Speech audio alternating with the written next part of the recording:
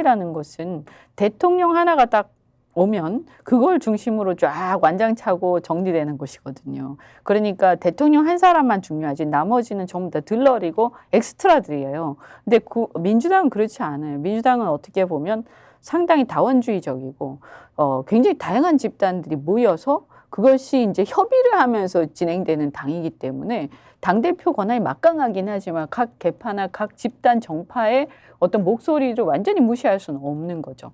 그래서 만약에 예를 들어서 어디를 쇄신을 하기 위해서 누군가를 정리를 한다라고 한다면 제가 볼 때 아마 이재명 대표는 그 집단 그룹의 어떤 균형 이런 걸 고려를 할 거라고 봐요. 그래서 쇄신과 통합 사이에서 조화를 어떻게 이룰 것이냐. 그래서 예를 들면 그러면 친명 중에서도 다선 중에 누군가를 그러면 쇄신의 대상으로 아마 내놓을 것이고 그래서 메뉴를 다양하게 섞어서 내놓을 것 같다. 이런 생각이 근데 바깥에서 이제 특히 언론에서 보도하는 내용은 친명만 살리고 비명 다 죽인다. 그리고 색깔이 다른 이현주 전 의원 같은 사람을 영입을 한다. 이게 무슨 방향이 있느냐, 내용이 있느냐. 이재명 씨가 이런 사당화가 너무 심하다라고 언론이 일방적으로 공격을 하지 않습니까? 사당화가 왜 심한 거예요? 사당화라면 아무도 저항하지 못하겠죠. 그러니까 이제 거기에 이제 국힘은 입틀막 공천 아닙니까? 그러니까 부안해동하면서 막 이재명이 잘못하는 것처럼 그러니까 얘기하는데, 그렇게 막 얘기할 수 있는 자유가 민주당에는 있잖아요. 예.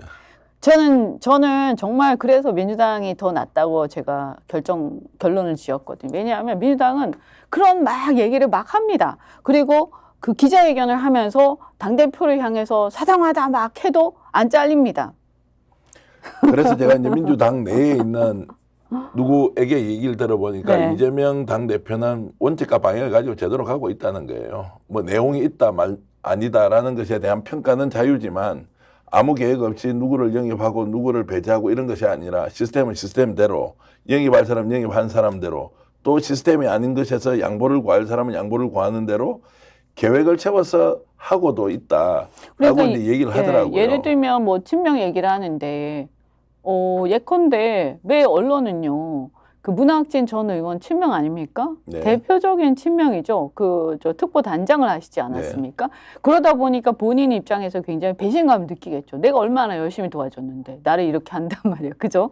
그 다음에 노웅래 의원도 친명이죠. 비명은 아니죠. 네. 네. 그리고 또 뭐 보니까 뭐 안민석 의원 얘기도 나오던데 사실인지 아닌지 모르겠지만 네. 만약에 그렇다고 하면 그분이야말로 친명 아닙니까?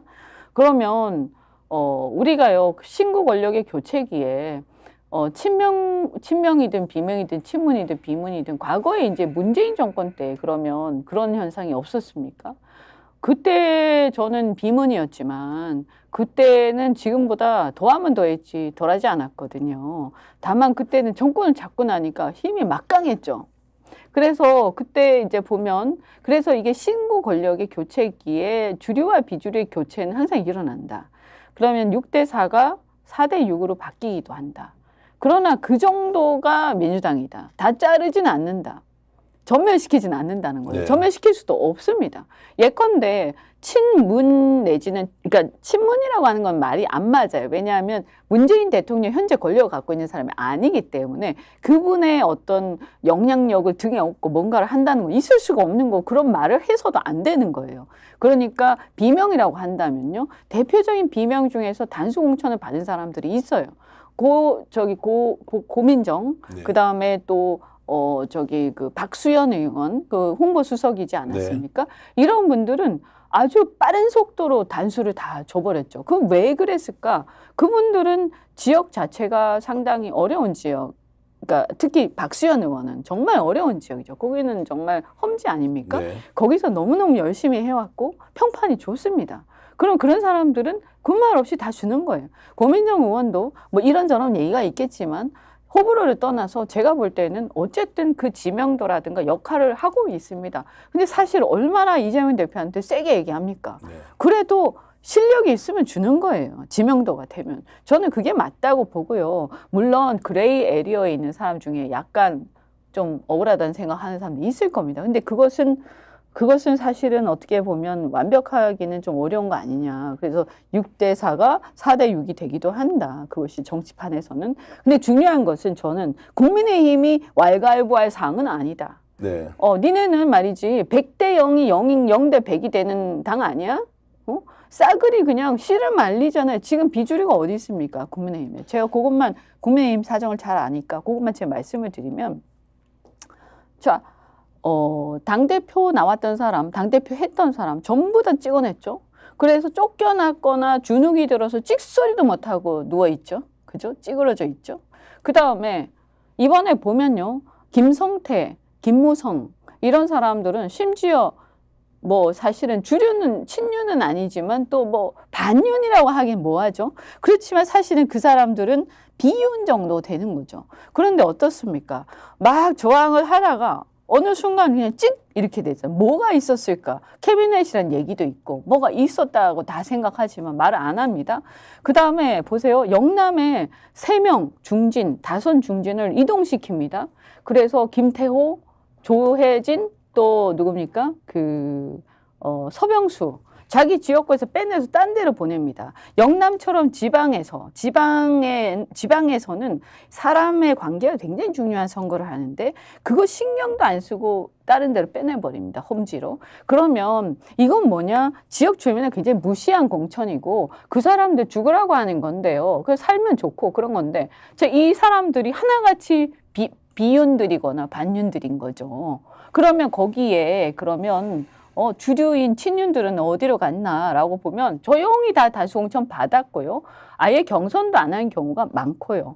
그 다음에 또 뭐냐 하면 경선을 또